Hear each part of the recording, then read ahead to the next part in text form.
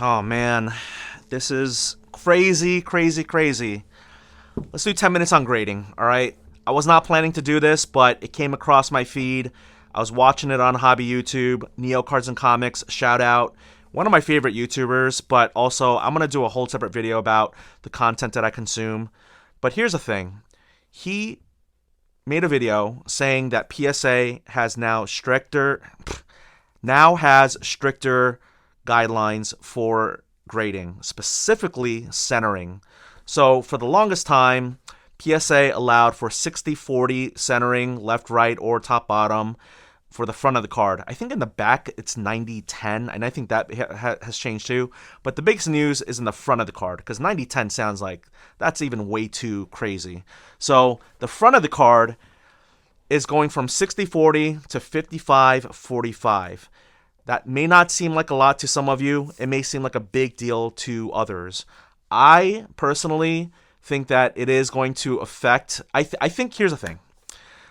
We all know that the grades are at the sole discretion of the grader.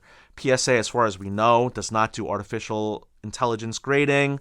It does not use robots. They use human graders, and in the past, I've tried to humanize graders because I can only imagine how hard of a job that is.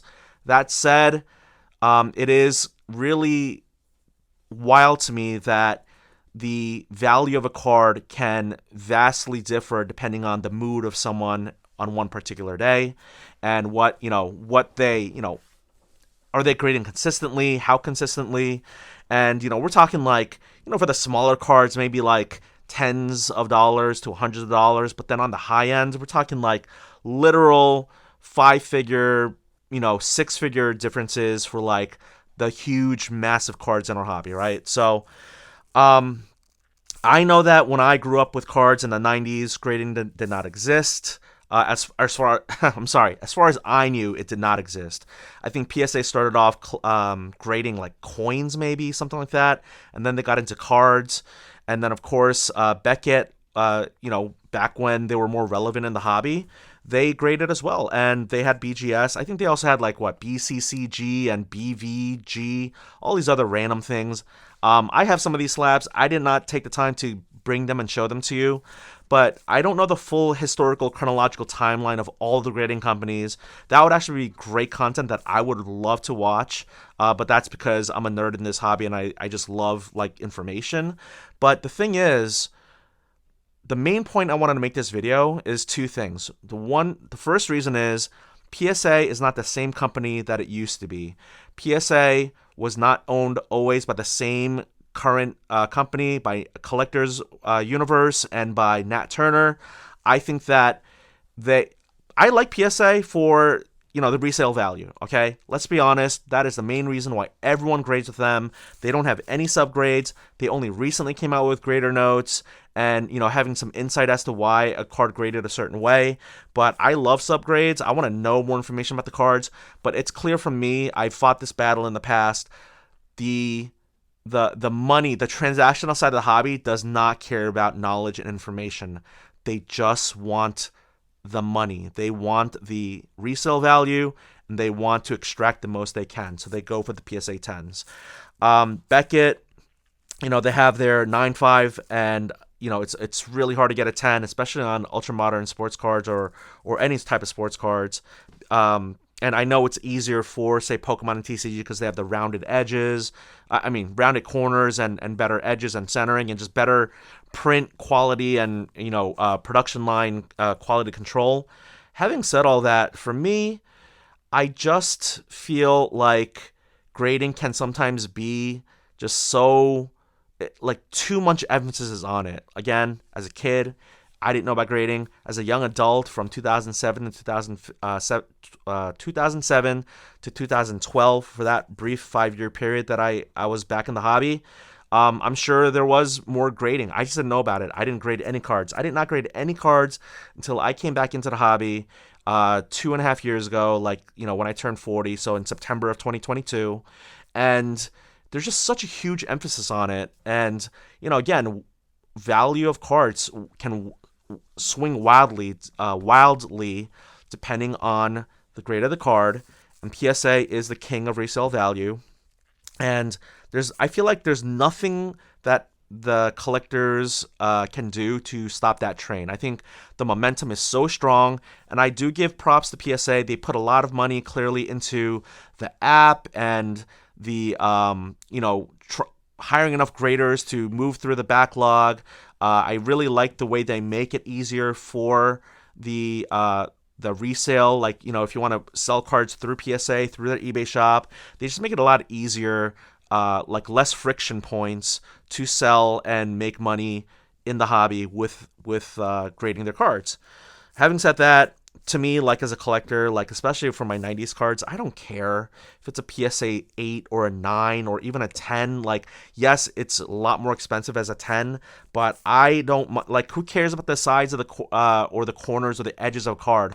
My eyes go straight towards the middle of the card, the vibrancy of the colors, or like, sure, if there's like a scratch or surface issue, that can detract from the beauty of the card. But for me, the cards themselves are beautiful. I've said this in my podcast in the past. I didn't have a PSA 10 Gem Mint childhood. I doubt anyone who's watching this has either. But I'm so annoyed at the fact that they got stricter, but there was no announcement. I didn't see it on YouTube. I didn't see it on Instagram. It is apparently on their website, but PSA, Neo Cards and Comics got a statement from PSA. So, they're saying that they're going from 60/40 down to 55/45. I'll try to put the letter or the statement over here. But why do we have to find out this way? Like, this is a big boy company in supposedly a big boy industry, and it's called Collectors Universe. They're supposed to care about the collectors. So one, they made it harder for collectors or anyone to get a Gem Mint 10, but then they also pushed this information out in a quiet manner where, like, like a reporter within the hobby, I guess he's like Shams, but Neo Cards and Comics talks about it, and then I amplify it on social media, and he didn't tell me to, but I wanted to because I feel like the customers, the consumers, the hobbyists, the collectors, we should know. It makes for better decision-making processes. And so why do we have to do this when the company just can kind of come out with a statement and say that they have done this? PSA, during this time in going from 60/40 to 55/45, they also have not talked about the backyard controversy. It seems like we're almost a week into this whole thing, and no one wants to talk about it, and it's just really annoying that people want to hide behind the corporate, oh yeah, Whatnot. I just found out right before pressing record on this, but Whatnot is saying that they're going to hide behind the corporate policy, that it's not their corporate policy. I'll put it over here. It's not their corporate policy to talk about internal, matters like this. I don't want to say the word I want to say, but I'll just say it in a different way. Screw your corporate policy, okay? Like, just because you have a policy in mind does not mean that you have to stick to it. It's a totally terrible PR move. Your PR department, maybe some people want to talk about it. Maybe there's a draft that was circulated and then some, C-suite executive decided to kill it. But to me, I just think it's just so ridiculous that they have not come out with a statement. PSA, the reason I'm annoyed with that is because the more pressure these companies can put on a breaker such as Backyard is better for all of us in the hobby. It really is. It makes for a more healthier, inclusive, bigger tent experience for all of us in the hobby. And PSA had grading events. They invited Backyard to their headquarters, and they've had grading events in their headquarters, and yet Fanatics, Topps, Whatnot, PSA, like these billion-dollar companies, like I said in the past, $1 million. What am I thinking? They're billion-dollar companies. Like, they don't want to come out with statements. They don't want to say something when it's clearly a slam dunk PR move to do so. I don't know if one of them is waiting for the other to do it. At this point, I'm just getting so annoyed that there's so much, like, again, like, shrouded in secrecy. We don't want to come out with a statement of Backyard or we're going to do this grading thing. We're going to just come out with it, and we're not going to tell anyone, or we're not going to make an announcement. Like, people have to find it through, like, what is it, like the Wayback Machine and like all this stuff. Go watch Neo's. He does a much better job. I'm not going to do it. I'm already at 10 minutes. I'm just kind of really annoyed at all of this. So I just wanted to kind of like, make a little vlog or get my thoughts out about it.